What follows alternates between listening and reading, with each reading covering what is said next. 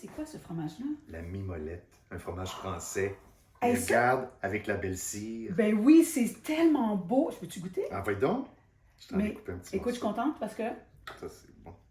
je voulais parler aujourd'hui, faire une capsule sur les fromages. Oh, c'est bon! C'est bon, hein? Ben, c'est comme un goût de caramel Ça goûte le sucre à la crème.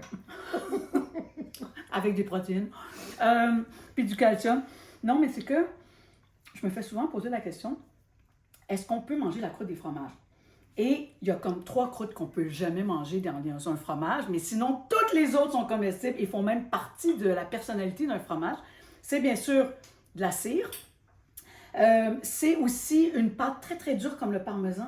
Ouais. Tu sais, la croûte, là, Ouais. c'est tellement dur, je veux dire, vous allez vous casser une dent, mais vous pouvez la réutiliser pour mettre dans Oui. un bouillon, dans une Oui. soupe ou une sauce.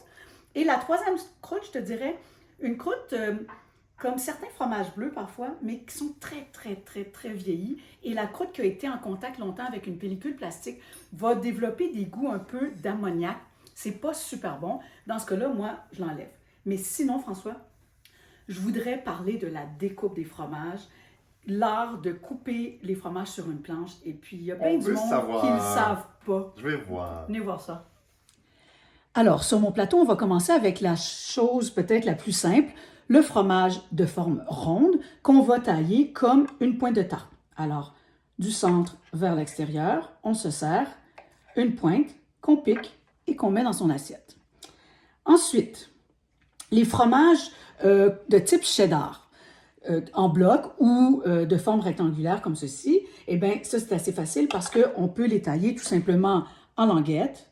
On peut en faire aussi des petits cubes pour mettre en salade, mais sur un plateau, c'est plus joli de se prendre une part et il n'y a pas de sens puisque les 4 côtés sont comestibles. On s'en va ensuite vers les fromages en forme de pointe. Alors, que ce soit un fromage de type brie comme ça, une longue pointe ou une plus courte pointe comme celui-ci, c'est le Kenogami qui nous vient du Saguenay-Lac-Saint-Jean. Ce qui m'insulte, c'est dans un plateau quand les gens coupent ça n'importe comment. En fait, ils coupent comme ceci jusqu'à la croûte. Et là, ben, quand on arrive à la fin, ben, on est pris juste avec la croûte. Le principe d'un fromage, on va le tailler pour qu'on ait une part égale de pâte et de croûte.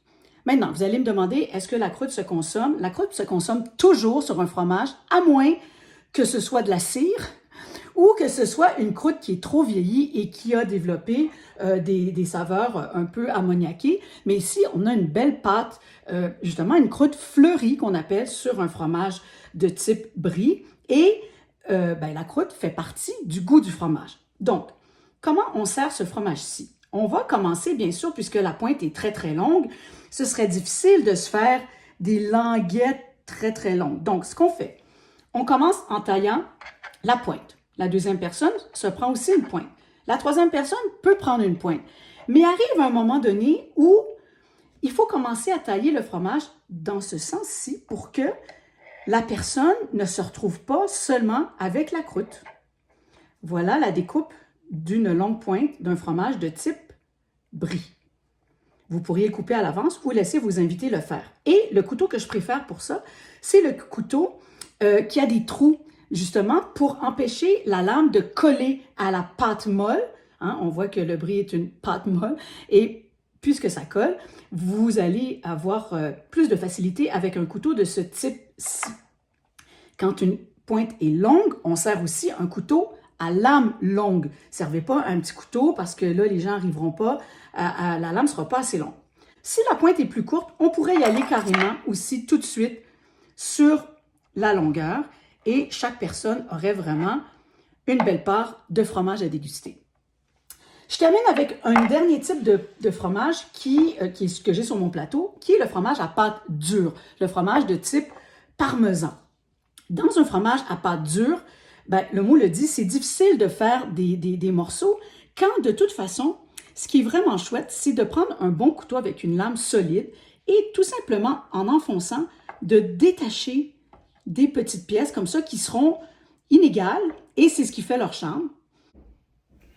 Maintenant, pour garnir notre beau plateau de fromage, notre premier réflexe, ce serait probablement de mettre des grappes de raisin un peu partout. Ça fait joli, mais c'est pas le mariage de choix pour aller avec le vin qui accompagne souvent le plateau de fromage. Même que ça fait un petit divorce sur vos papilles entre le raisin et le vin. Je vous suggère plutôt de mettre des beaux fruits comme des poires, moins acides, des pommes, un peu même sucrées, aller dans la pomme sucrée. Et là, faites pas l'erreur de juste mettre la pomme comme ça sur le plateau, il n'y a personne qui va s'en servir. Vous seriez mieux de la découper en fines lanières, comme une chips. Et en décalant tout doucement ici les morceaux les uns des autres, on a une belle pomme prête à manger.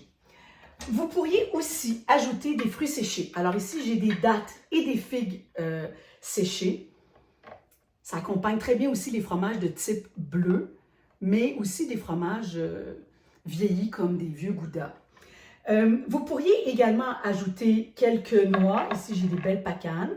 Elles peuvent être caramélisées ou nature, mais pas salées, d'accord? Parce que le fromage est déjà salé. Et dernière chose ici, j'ai une belle tartinade de figues. Ça pourrait être une petite confiture de camerise. Et à ce moment-là, les gens peuvent aussi faire de beaux mariages. Bien sûr, avec le pain de votre choix, que ce soit de la baguette, du pain aux noix ou des beaux craquelins. Alors, j'espère qu'avec ça, vous aurez beaucoup de plaisir entre amis parce que c'est le genre de choses qui est vraiment très rassembleuse. Bonne journée!